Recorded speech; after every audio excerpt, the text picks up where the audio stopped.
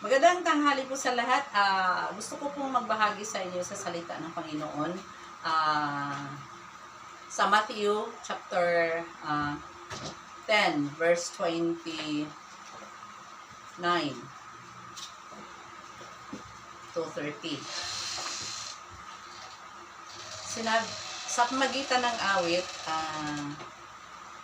ginawa ko po ito upang marinig sa mga tao hindi lang ang tuno ng maong awit, kundi yung pinaka-lyrics ng awit na ito. Kinuha ko po ito sa Matthew chapter 10, verse 29 to 30. Sabi dito, si Jesus mismo nagsabi na, "Are not two sparrows sold for a farthing, and one of them shall not fall on the ground without your Father, or without the knowledge of your Father? But the very hairs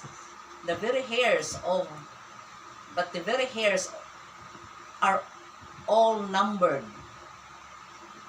The very hairs are all numbered by God. Fear ye not, therefore, ye are of more value than many sparrows." So ito po ang title, "You are of more value than many sparrows." English and Visayan lyrics.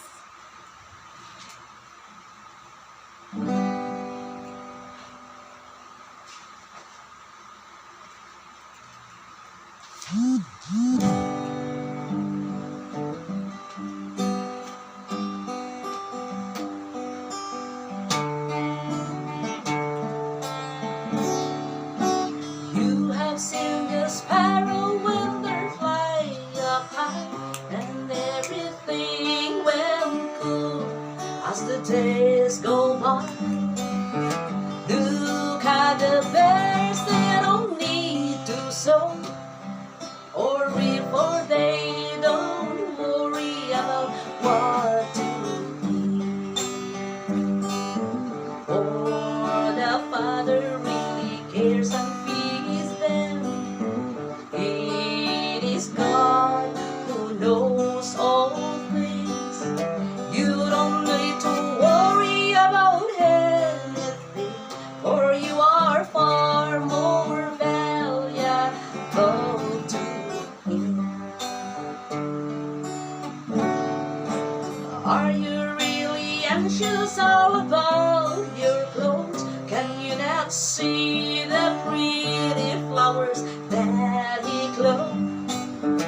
Are you really anxious all about your food? Can you not see the birds? They don't fly hungry. For the Father really cares and feeds them. It is God who knows all things. You don't need to worry about anything, for you are far more valuable to Him. Nakita mo ba ang langgam naglupad-lupad? Bumasa Diyos sila'y nagpasundaya. Langgam man sila, walay kabalaka, di nagtanong, di nag-ani sa ilang maka.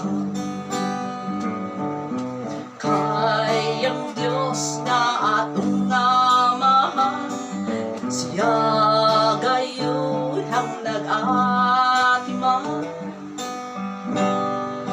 Sa tanang butang way kabalakhan, mas bililhon pa kita kaysa daghang langgam. Nabalaka ka sa imong ibiste, mga bulak katahong wala makabsi. Nabalaka ka kung unsay makaon, mga langgam naglupad, wala magutom. Kayang Diyos na atong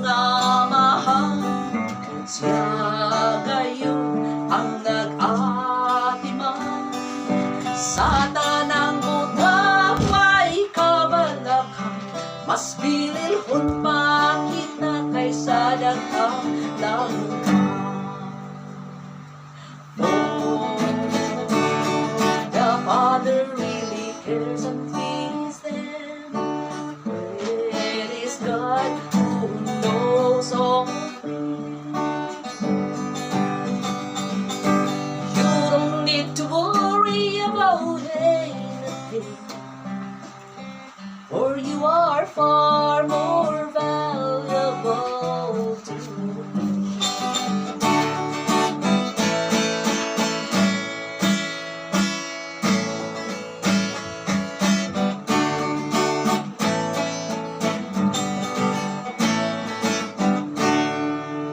Thank you.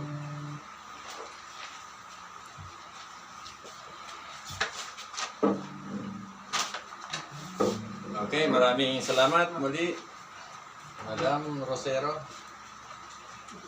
Siyang aking asawa. Ay, sister. Sister na ngayon. Na-promote. Okay, muli magandang umaga. Tuloy tayo sa ating worship ngayon. Dito na tayo sa mensahe. As we promised before God, now we will continue our worship service as congregation. Kaya saan man kayo ngayon, lalo na mga taga-La Union, tagal-tagal tayo hindi magkikita. So I hope meron kayong mga load, data, at iisa tayo sa pagsamba sa ngayon. Ganon din yung mga taga-Baguio, yung naki-join sa atin, praise God. Ganon din yung mga taga dito sa Tarlac, may naki-join din dito, yung may mga internet. And of course, sa Bicol, sakaling may nanonood din. Sa Bisaya at Mindanao, may tayong mga kapatid dyan.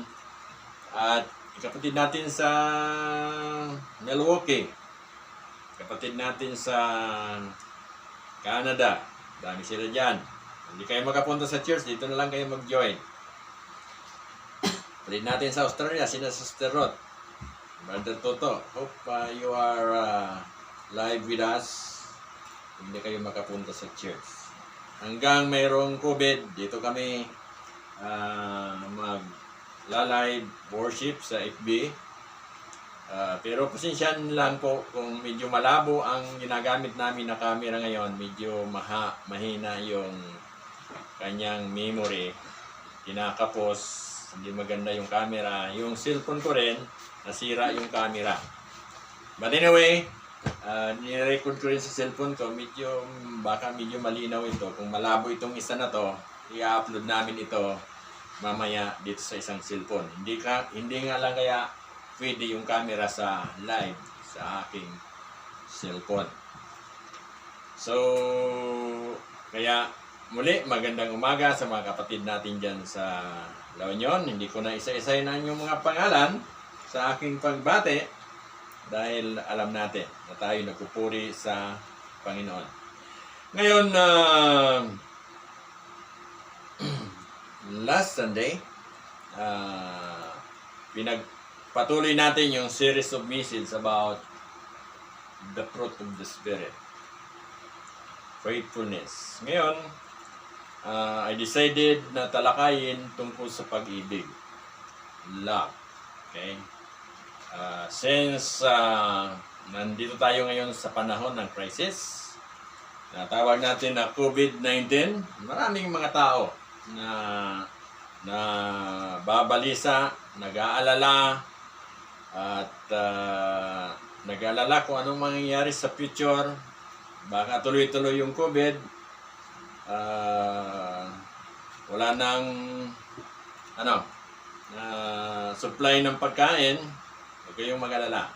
Ang Panginoon mayroong way, mayroong paraan para ang bawat isa ay makakain. Kung dumating man sa punto na kayo'y madapuan, tanggapin natin. Kasi yan ang nangyari. Sabi nga na Apostle Paul, we are groaning creatures. So, parte yan sa ngayon. Pero, ako'y naniniwala na tayo iiwas sa ganyan na mga pestilence. Huwag kayong magalala. Konti pa lang ang namamatay. Sa mga unang mga pestilence na nangyari, talagang dami ang namatay. Noong 14th century, millions of people ang namatay. Tinatawag na Black Death.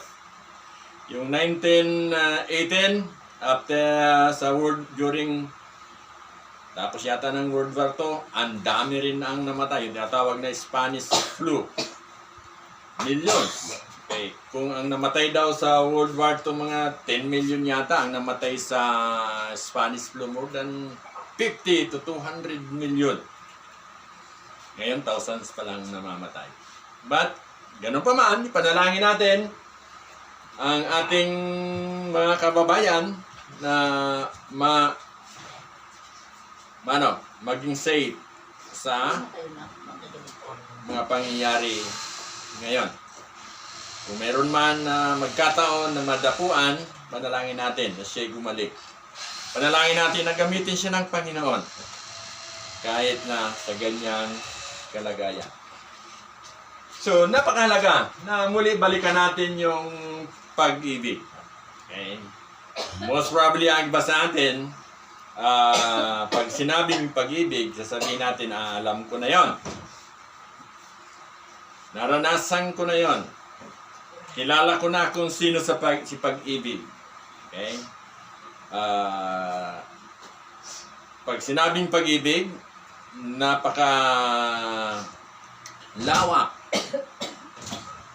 ang ibig sabihin nito.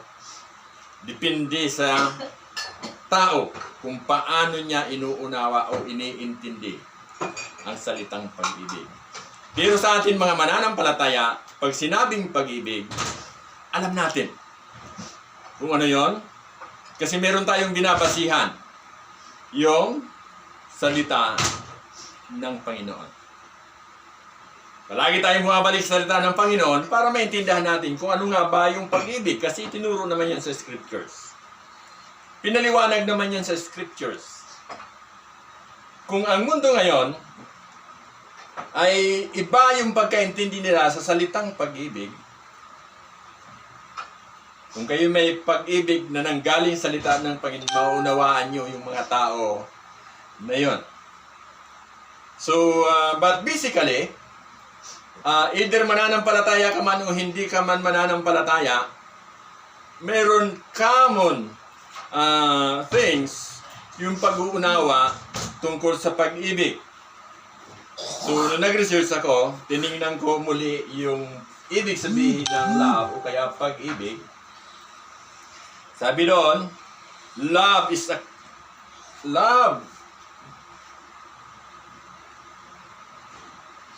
a complex set of emotion, behaviors, and beliefs associated with strong feelings of affection, protectiveness, warmth, and respect for another person. Yung definition ng dictionary, nakapokus sa tao. Okay?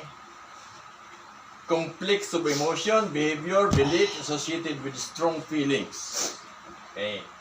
In respect for another person. Okay?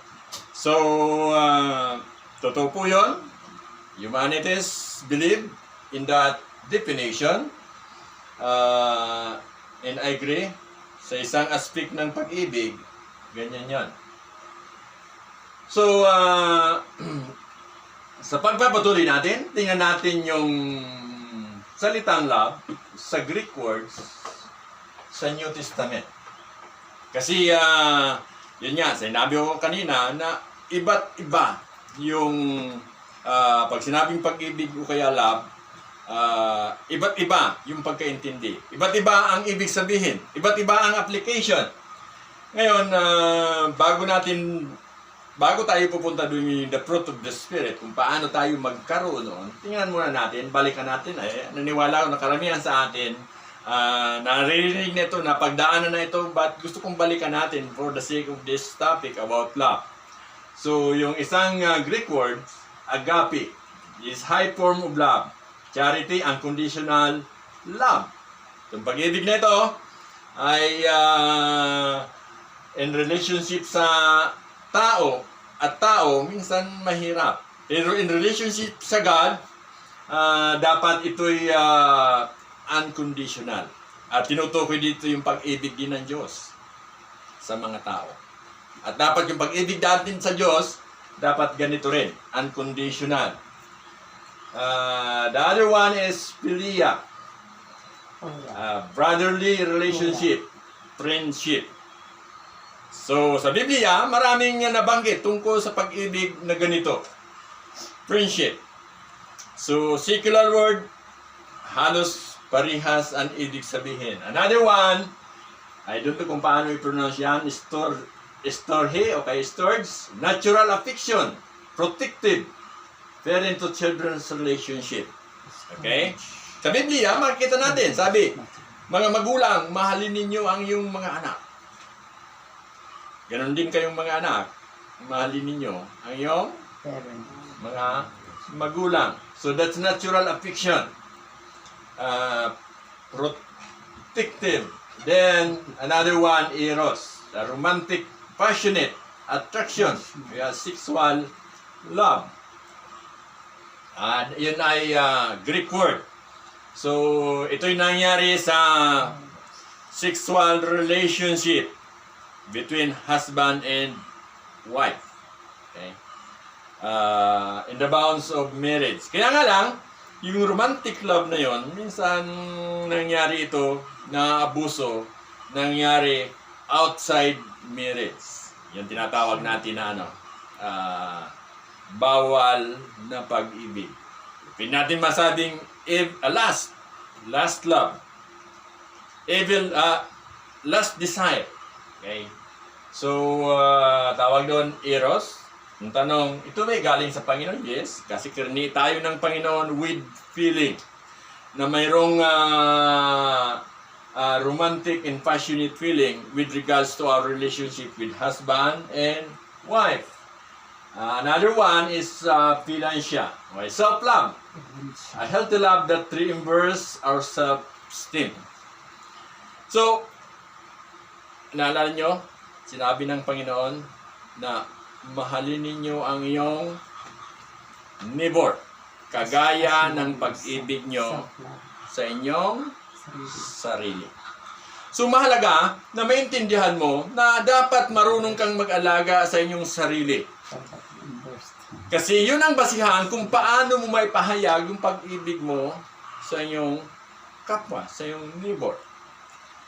Yung mga tao na nawawala sa sarili, hindi nila maalagaan yung sarili nila, iba na yung iniisip nila. So, binigay yun ng Panginoon na mahalin mo yung kapwa, kagaya ng pagmamahal mo sa iyong sarili. Pag-ibig din yun. Then, of course, may nakita ko na isang Greek word, yung kako, ibig sabihin evil. Pwede bang masabing evil yung love? Paglust. Sabi niya, the love of money is the root of all evil. So, yung mga nagmamahal sa evil, masabi din natin na pag-desire din yun, emotion din yun, strong emotion din yun. Ang iba nakikipagpatayan pa kahit masama na yung ginagawa nila. Sa Greek word niyan, tawag niyang kako, evil desire. So, mamaya, matatalakay natin yon. Sa Galatians chapter 5, yung mga bagay na yon. Then, sa Hebrew word, yung salitang love, ang tawag doon is ahiba. Sabi, covers the concept of broadly in our modern world na tinatawag na love. So, ahiba, Hebrew word ng isa lang ang nalagay doon. Pag sinabing ahiba sa Biblia, sa Old Testament, it may refer to God's love sa Jeremiah 31:3. Sabi niya doon, nagpakita ako sa kanila mula sa malayo. Sa simula pa'y inibig ko na sila at patuloy kong ipinagmamalaki sakit. Nakita ako sa kanila. Yan ang pag-ibig na Simula pa eh. nanggaling sa Diyos. Yan pa sa number 2, love of God. Sa Deuteronomy 6:5, sabi niya dyan, ibigin mo si Yahweh ng inyong Diyos ng buong puso, buong kaluluwa, at buong lakas. Yung salita na yon, irinipit yan ng Panginoon Jesucristo, irinipit yan ni Apostol Pablo, na ibigin mo si Yahweh ng iyong Diyos ng buong puso, buong kaluluwa, at buong lakas. Then another one, love of fellow men. Leviticus 19:18, sabi niya dyan, huwag kang maghihiganti, yung magtatanim ng galit sa inyong mga kababayan. Ibigin mo ang iyong kapwa, gaya ng pag-ibig mo sa inyong sarili. Ako si Yahweh. Muli, inulit sa New Testament, inulit ng Panginoon Jesucristo, yung sinabi sa Levitico 19:18 tungkol sa pag-ibig natin sa kapwa. Then, sa number 4, love of a friend. Sa 2 Samuel 1:26, sabi niya dyan, sa pagpanaw mo, kapatid kong Jonathan, ngayon ako'y nagluluksa, pagkat ikaw ay mahal ko at siya'y humahanga. At sa iyo'y humahanga. Ang pag-ibig na ukol mo sa akin ay pambihira. Mahigit pa sa pag-ibig ng babaeng minumutya.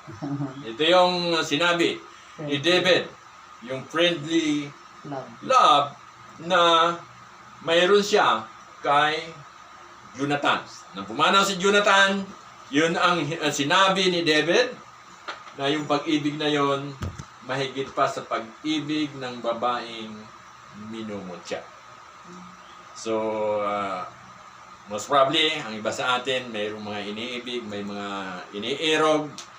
Iba sa atin, mayroong mga kaibigan. Si David, yun ang kanyang isinulat na mas higit pa.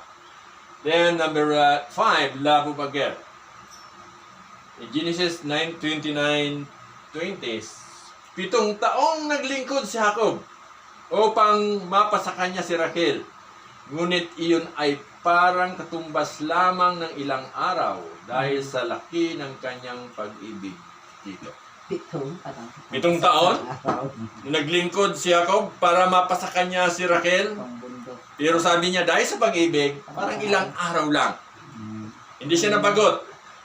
Matagal siya, mapasensya siya na naghintay dahil sa kanyang pag-ibig kay Rachel. Ganyan ang ibang mga umiibig. Kahit ilang taon, naghihintay bago sila maging bago sila magpakasal, hinihintay nila yun dahil sa pag-ibig. Yung pag-ibig na yun, sa Hebrew word na Ahab,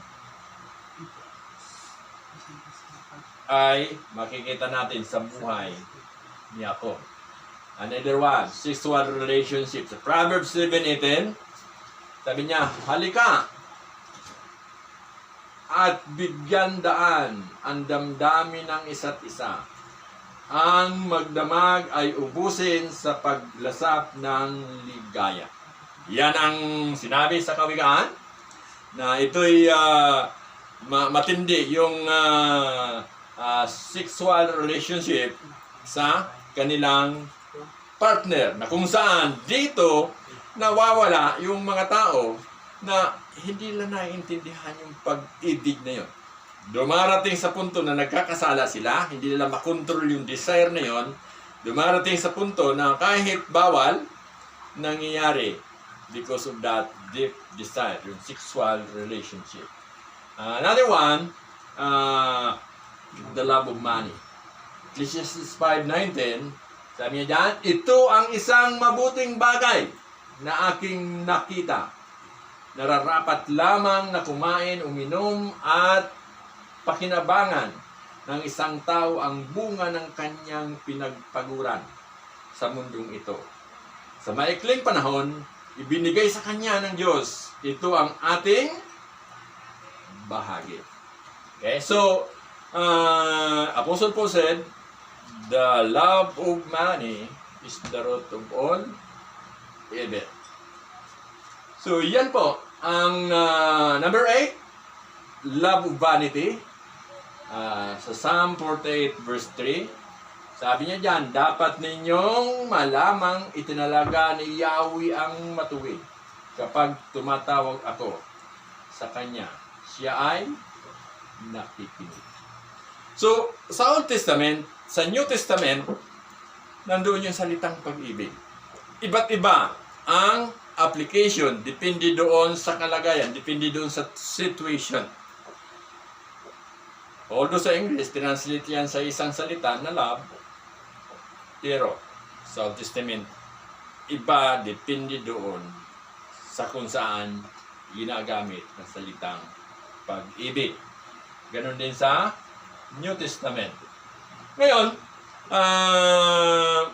punta tayo sa biblical meaning ng love sa panahon ngayon, sa dispensation of grace. Now, everybody knows it, but let us go back sa definition niyan. Sa 1 Corinthians 13:14, ito'y paalala sa atin. Alam ko na ulit-ulit natin ito nababasa. Ang iba sa atin memorize ito.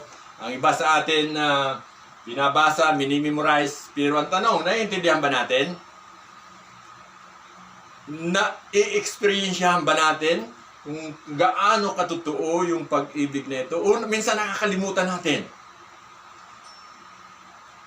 Ano ito? Sabi niya, ang pag-ibig ay matyaga at magandang loob, hindi mainggitin, hindi mayabang, ni magmataas man, hindi magaspang ang pag-uugali, hindi makasarili, hindi magagalitin, o mapagtanim ng sama ng loob sa kapwa. Hindi ito natutuwa sa masama. Sa halip ay nagagalak sa katotohanan. Ang pag-ibig ay matiisin, mapagtiwala, puno ng pag-asa at nagtsatsaga hanggang wakas. So, yan ang pag-ibig, sang-ayon kay Apostol Pablo nang isinulat niya yung 1 Corinthians 13. Bakit ito sinulat na Apostol Pablo yung 1 Corinthians 13? Bakit ipinaliwanag niya yung pag-ibig sa ganitong situation? Actually, kung titingnan natin yung 1 Corinthians 13, saka 1 Corinthians 12, and 1 Corinthians chapter 14, ipinaliwanag ito ni Apostol Pablo para doon sa mga naglilingkod sa kanya. Para doon sa mga nagsiserve sa kanya. Para may kabuluhan yung ating pag-serve sa kanya, dapat mayroong pag-ibig. At piniwalag na niya ganun ang pag-ibig. So, Apostle Paul teaches about love sa Romans 5:8. Sabi niya, ngunit pinatunayan ng Diyos ang kanyang pag-ibig sa atin. Nang mamatay si Kristo para sa atin noong tayo'y makasalanan pa. So, yung pag-ibig nito, yung agape love, yung pag-ibig ng Diyos, binigay niya. Ipinahiwatig niya.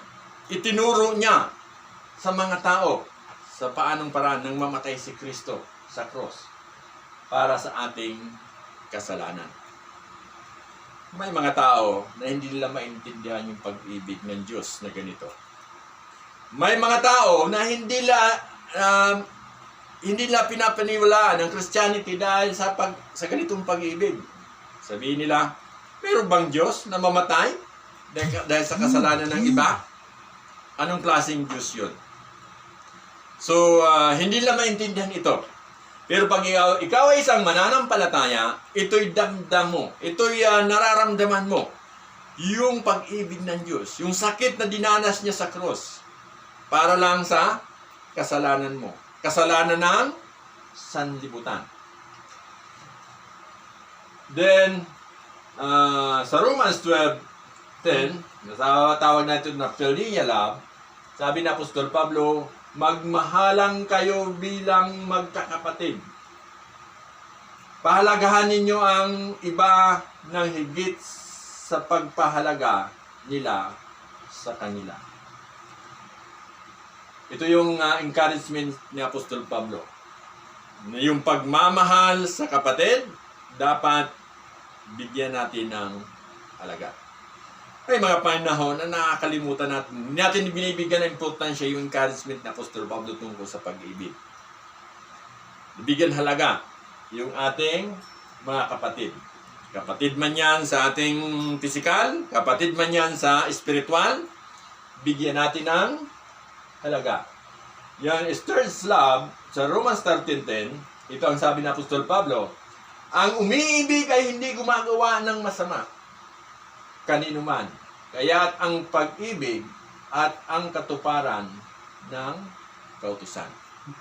So kung kaya ikaw ay mayroong pag-ibig, malilimitahan mo. Hindi ka mag-iisip na gumawa ng masama kahit kanino man. Sa oras na nag-iisip ka na ng masama, alalahanin mo na dapat mayroon kang pag-ibig. Yung pag-ibig ang mag-i-stop sa'yo ay hindi pwede. Mananampalataya ako. Yung bunga ng Espiritu na pag-ibig, yan ang titigil sa'yo.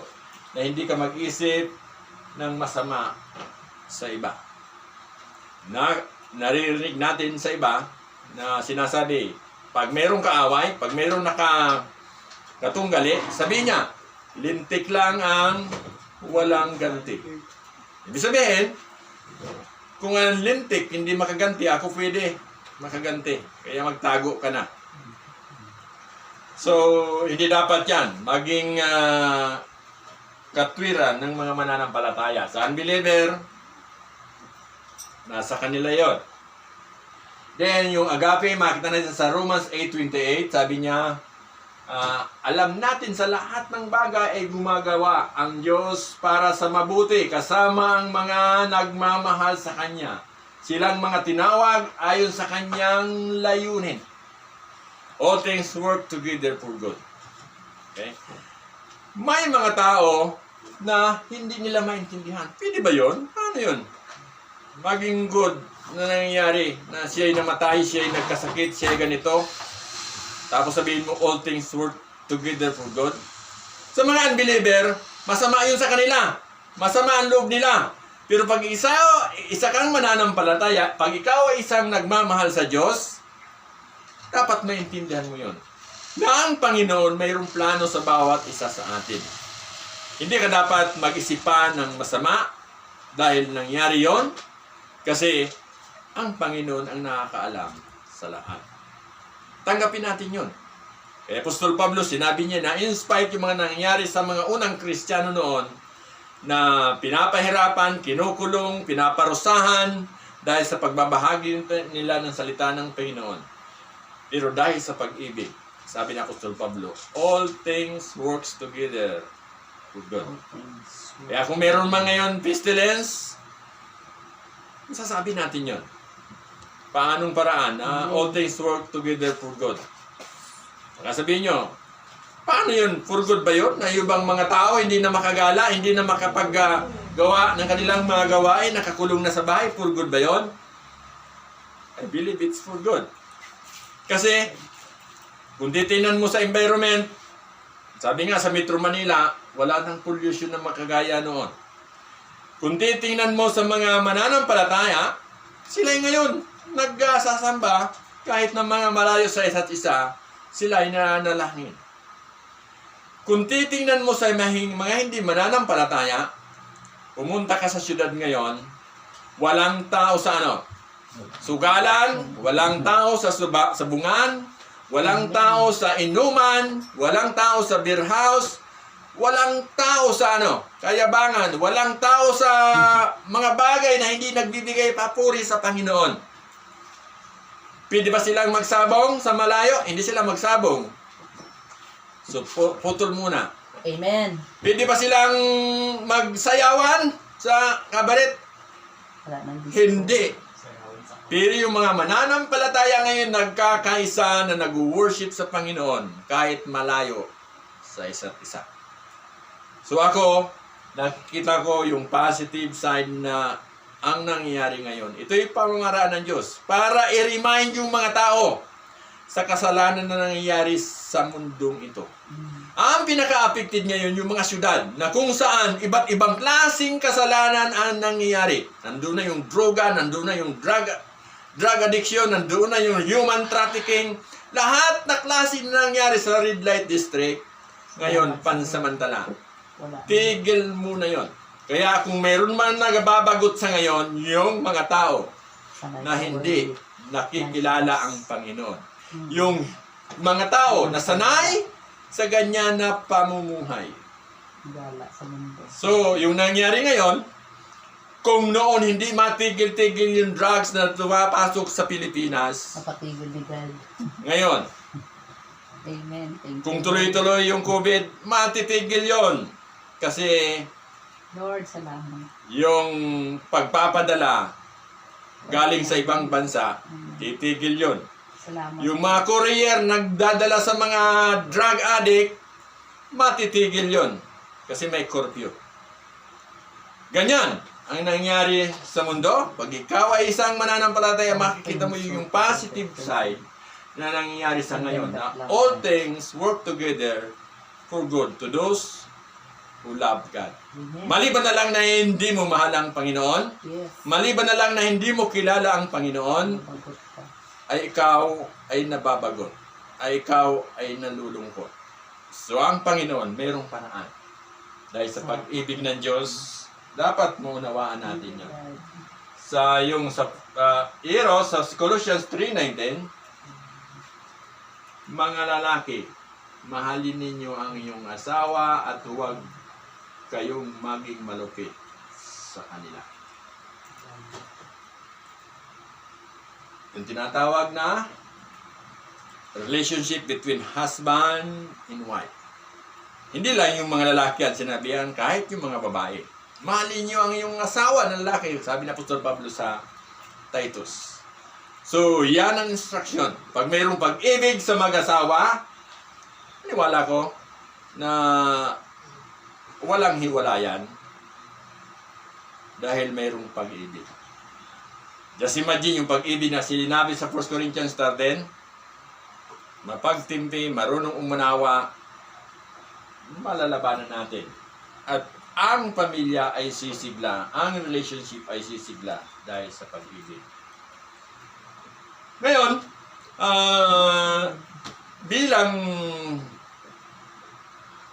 bilang illustration, para lubos natin maintindihan kung ano yung pag-ibig na sinasabi sa Biblia, pinapaliwanag ko. Kung iba man yung pananaw ninyo, kung parehas na tayo sa pananaw ninyo, praise God na parehas. So, isang illustration dito, sa isang bahay, ang foundation na makikita natin regarding sa pag-ibig, kung iba-iba man yung pag-ibig, yung agape. Siya dapat na naka-lay out doon. Yung relationship ng Diyos sa tao, o kaya yung tao sa Diyos, dapat yun ay maging matatag. Dapat yun ay makunik. Alam natin na yung tao naiwalay sa Diyos dahil sa kasalanan. Pero dahil sa pag-ibig ng Diyos, sabi niya, ipinadala niya ang kanyang bugtong na anak upang sino man manampalataya sa kanya ay bibigyan niya ng buhay na walang hanggan. So in other words, yung pag-ibig na yun ng Diyos, dapat maramdaman niya ng tao para magkaroon siya ng personal relationship sa Diyos. Dati kaaway ng Diyos ang tao dahil sa kasalanan. Pero nang si Kristo mamatay, dahil sa pag-ibig na yon, nang manampalataya ang tao dahil sa kanyang pag-ibig sa Diyos, nabuo yung relationship. Kaya tinatawag niya tayong, we are ambassadors of Christ. Then, of course, yung philia, nasabi natin sa isang bahay, isa itong yung pusti. Okay? Yung Diyos at brethren, pag-ibig ng Diyos sa mga kapatid, mga pag-ibig natin sa kapatid, yun ang pinakapusti na magbibigay ng lakas sa isang bahay. Then another one, yung storage, yung column. Parent to children. Yung column ng bahay, mabubuo yung bahay pag yung relationship ng mga magulang sa anak at anak sa magulang. Ito ay maging totoo sa isang pamamahay. Other one, yung eros, yung master's bedroom, husband and wife, dapat hindi ito nawawala sa pamamahay. Secret yung relationship nito na dapat nandoon yung design, may design. Then pilansya, yung living room or kitchen, yung self, yung pag-ibig natin sa ating sarili, yung self-esteem natin, dapat mabuo yun. Para yung pag-ibig natin sa ating mga anak, pag-ibig natin sa ating mga kapatid, pag-ibig natin sa Diyos, hindi mawala ng direksyon. Kasi pag napabayaan mo ang iyong sarili, wala lahat yon. Okay? So, dapat pakainin natin. Dapat nandun tayo sa magandang lugar sa bahay. Then, kata outside the house. Ibig sabihin, meron palang evil love, kumakalat yon sa labas ng bahay. Although may mga bahay na maganda yung environments, may mga halaman. Virus na lang. Pero sa labas ng bahay, maraming temptation. Okay? Maraming tukso. Kinakailangan iwasan natin yon. Dahil hindi maganda. So, ngayon, ang panalangin ko, ngayong pag-ibig na tinatalakay natin dito, sang-ayon sa pag-unawa ng mundo, sang-ayon sa pag-unawa natin, sang-ayon sa salita ng Panginoon, sang-ayon sa sinabi ni Apostol Pablo, since ang pinaka topic natin na gusto natin pansin ngayon, tungkol sa pag-ibig na bunga ng Espiritu, yung pangatlong punto, isang tanong dito, paano natin malalaman kung tayo ay may pag-ibig na bunga ng Espiritu? Paano natin malalaman? Kasi sa Galatians chapter 5, dapat magkaroon tayo ng bunga ng Espiritu. Baka hindi natin napapansin? Baka hindi natin alam? Ayop, alam natin. So, yung mensahe na ito, panalangin ko na ito'y magbigay encouragement, gabay sa atin sa tatlong bagay na sinabi ni Apostol Pablo para three things Apostle Paul encouraged us to do according to Galatians 5 para malaman natin na meron tayong pag-ibig na bunga ng Espiritu. So, wag na tayong lalayo. Diyan lang sa chapter 5 ng Galatians. Sa Galatians 5:13, sabi niya, serving one another. Mga kapatid, tinawag kayo upang maging malaya. Ngunit huwag naman ninyong gamitin ang inyong kalayaan upang masunod ang hilig ng laman. Kundi maglingkod kayo sa isa't isa sa diwa ng pag-ibig. So, yung paglilingkod sa isa't isa, sa paano? Sa diwa ng pag-ibig. So,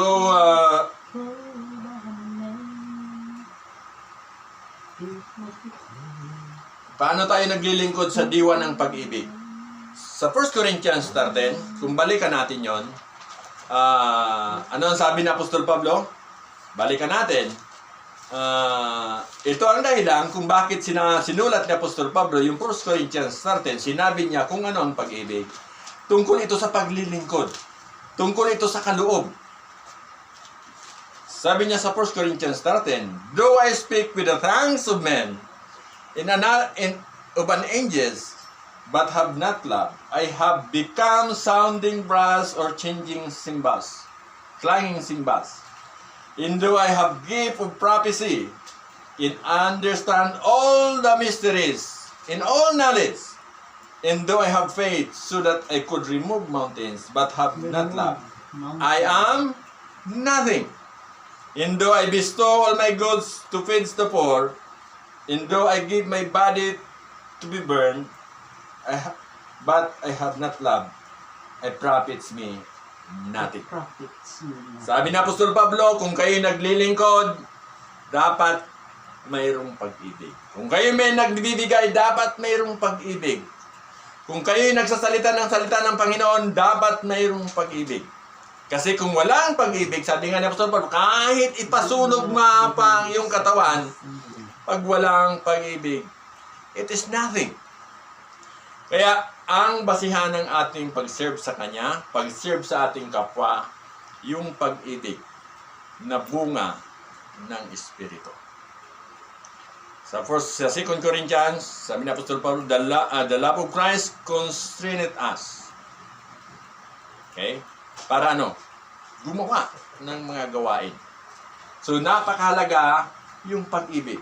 Pag tayo naglilingkod sa isa't isa dahil sa pag-ibig, doon natin malalaman na ang bunga ng Espiritu ng pag-ibig at iba pa ay mapapa sa atin. Another one, love your neighbor. Love your neighbor as yourselves.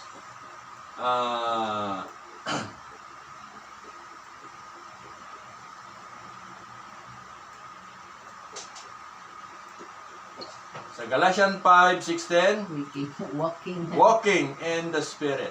Ulang man ay Sabi niya, sinasabi ko sa inyo, mamuhay kayo ayon sa Espiritu at hindi ninyo pagbibigyan ang pagnanasa ng laman. So isang paraan, mamuhay kayo ayon sa Espiritu. So, ang Espiritu ang dapat maghari sa ating buhay. Yan ang pangatlo.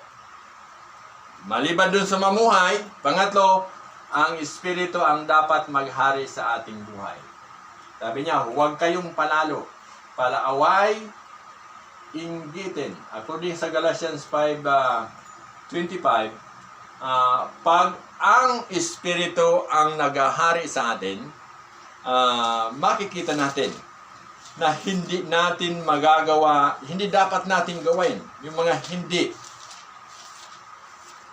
karapat-dapat gawin ng isang mananampalataya. Kasi sa Galatians chapter 5, makita natin doon yung mga naglalakad hindi sa Espiritu, karamihan napapasama. Sa Galatians 5, ulitin natin, nabasahin, paalala sa atin, sabi niya sa verse 16, I say, walk in the Spirit, and you shall not fulfill the lust of the flesh. For the lust against the Spirit, and the Spirit against the flesh, these are contrary to one another, so that you do not do the things that you wish. But if you lead by the Spirit, you are not under the law. Now the works of the flesh are evident, which are, adultery, fornication, uncleanness, lewdness, idolatry, sorcery, hatred, contentions, jealousy, outbursts, wrath, self-ambition, dissension, heresy, envy, murders, drunkenness. Napakarami.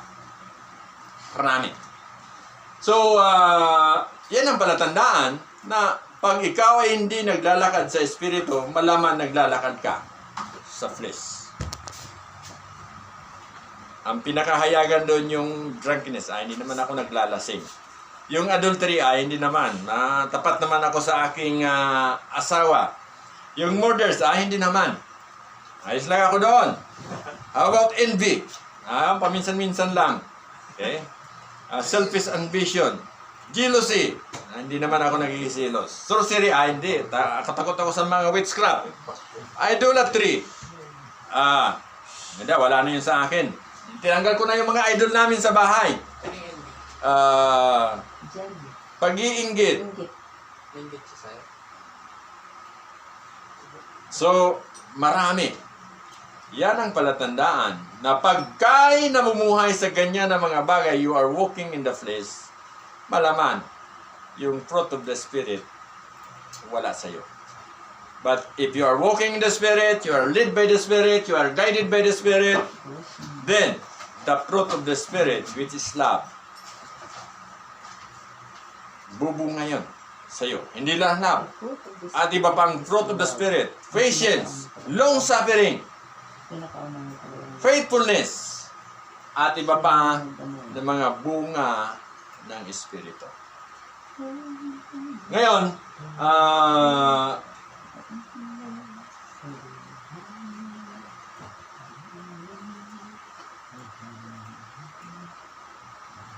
ang huling tanong, mayroon ka bang bunga ng Espiritu? Especially yung pag-ibig. Ang panalangin ko na bawat isa sa atin na mananampalataya, dapat meron yun. Napakahalaga yun. Kung hindi ka man mananampalataya, imposible na magkaroon ka ng bunga dahil wala ka pang relationship sa Panginoon. Kung gusto mo magkaroon ng bunga ng pag-ibig sang-ayon sa salita ng Panginoon, dapat muna na makilala mo ang Panginoon. Na siya namatay, inilibing at nabuhay muli. Dapat paniwalaan mo siya na siya ay namatay sa krus para sa kasalanan mo. Sabi sa Ephesians 2:8, for by grace are you saved through faith. It is the gift of God, not of works, lest any man should boast. So para magkaroon ka ng relationship sa Diyos, paniwalaan mo. Tanggapin mo na ang kaligtasan ang Panginoon lamang ang nag-provide sa cross. Siya ang nagtubos sa kasalanan natin. Hindi kung sino pa man na tao, na relihiyon, na sinasabi na ganito ang kaligtasan. Ang kaligtasan, sang-ayon sa Biblia, ay biyaya ng Diyos. Bakit biyaya? Kasi si Kristo ang nag-provide. Siya ang gumawa, siya ang namatay para sa mga makasalanan. Kaya ang kaligtasan ay regalo ng Diyos, dapat tanggapin mo yun. Pag ikaw ay nagkaroon ng kaligtasan, nagkaroon ng relationship sa Diyos, doon, susunod, yung bunga ng Espiritu dahil expected na tayo'y maglalakad sa Espiritu, tayo'y igagayad ng Espiritu, tayo'y mamumuhay dahil sa Espiritu. At yung pag-ibig na yon ay binigay ng Panginoon sa sanlibutan, maunawaan natin yon. At maiintindihan natin kung ano yung salitang pag-ibig. Yan lang po ang panalangin ko. Ang pag-ibig na bunga ng Espiritu, dapat mayroon tayo bilang isang mananampalataya. Manalangin tayo? Dakilang mga kami po yung nalain, nagpapasalamat po sa tanghaling ito. Salamat Panginoon na muli kami binigyan mo ng panahon upang magkaisa, na makinig, umawit at magsamba sa iyong banal na pangalan. Ito ang aming pinapanalangin sa pangalan ni Jesus. Amen.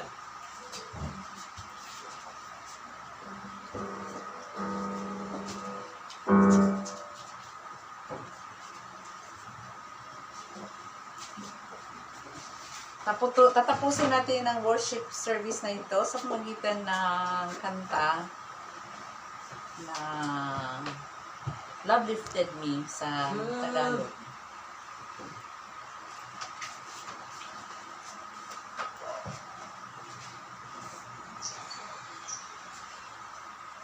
And then,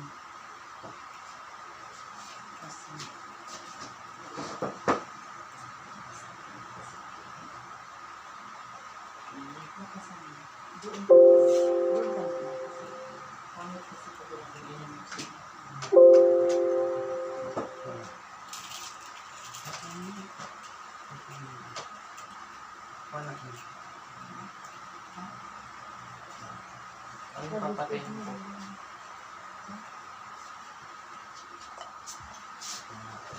ito na yun.